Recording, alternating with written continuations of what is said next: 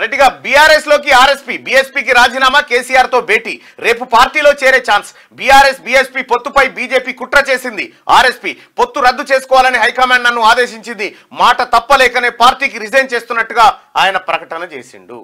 ఇక్కడ RSP BRS లోకి RSP వెళ్ళిపోతా ఉండు ఆయన ఎక్కడైనా పోవచ్చు రాజకీయంగా ఎవరికేం అభ్యంతరం లేదు కాకపోతే ఏంటంటే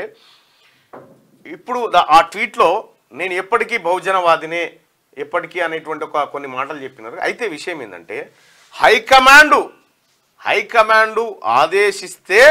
పొత్తుకు పోయినావు అదే హైకమాండ్ పొత్తొద్దంటే ఎందుకు హైకమాండ్ మీద అలిగినావు నువ్వు హైకమాండ్ విలువ ఇవ్వాలనుకుంటున్నావా కేసీఆర్ మిత్రధర్మానికి ఇవ్వాలనుకుంటున్నావా ఇక్కడ ఇంకొక చర్చ కూడా జరగాలి ఎప్పుడైతే ఆర్ఎస్పీ కేసీఆర్ ఇద్దరు కలిసి ఒక ప్రకటన చేశారు బీఎస్పీ అండ్ బీఆర్ఎస్ ఎన్నికల్లో కలిసి పోటీ చేస్తుందని తెల్లారు మాయావతి దేశవ్యాప్తంగా బీఎస్పీ ఒంటరిగానే పోటీ చేస్తుంది మేము ఎవరితో దేశంలో పొత్తులు పెట్టుకోమని ఆ మాయావతి ఒక ట్వీట్ చేసింది మాయావతి బహిరంగ చెప్పింది వెంటనే నువ్వు దాన్ని కన్విన్స్ చేయడానికి కోసం ఆర్ఎస్పీ చేసిన పని ఏంటంటే రామ్జీని బీఎస్పీ రాజ్యసభ సభ్యుని పిలిపించి మళ్ళీ కేసీఆర్ దగ్గరికి వెళ్ళి సీట్ల లెక్కలు మాట్లాడి బయటకు వచ్చి ఆ మాయావతి చేసినటువంటి ట్వీట్ మాయావతి ప్రకటన దేశంలో ఉన్న ఇతర రాష్ట్రాలకు వర్తిస్తుంది కానీ తెలంగాణకు వర్తించదు తెలంగాణలో ఆల్రెడీ పొత్తు డిసైడ్ అయిపోయింది మేము మాయావతి ఆదేశాల మేరకే పొత్తు పెట్టుకున్నామని చెప్పిండు అంటే ఇది క్లియర్గా నాకు అర్థమైన కాడికి నేను చెప్తుంది ఆర్ఎస్ ప్రవీణ్ కుమారు ఇప్పుడే కాదు ఆయనను వదిలిన బాణము కేసీఆర్ నో డౌట్ అయితే ఒకనొక బీఎస్పీకి సంబంధించిన నాయకురాలు నా దగ్గరకు వస్తే ఆమెకు లెక్కేసి చెప్పిన ఏం జరుగుతూ ఉంది అనేది అయితే ప్రభుత్వం మీద తీవ్ర వ్యతిరేకతతో ఎవరున్నారు కేసీఆర్ ప్రభుత్వం పైన ముఖ్యంగా నిరుద్యోగులు యువకులు ప్రధానంగా ఉన్నారు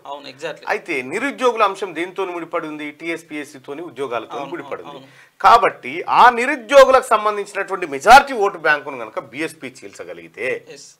అవి టీఆర్ఎస్ పడ్డట్టే అంతే కదా తద్వారా గట్టెక్కాలనే ఉద్దేశం ఉండే ఆర్ఎస్ ప్రవీణ్ కుమార్ గారు ఏడ సభ పెట్టినా ఏ ఒక్క పోలీస్ ఆయన అడ్డుకోలే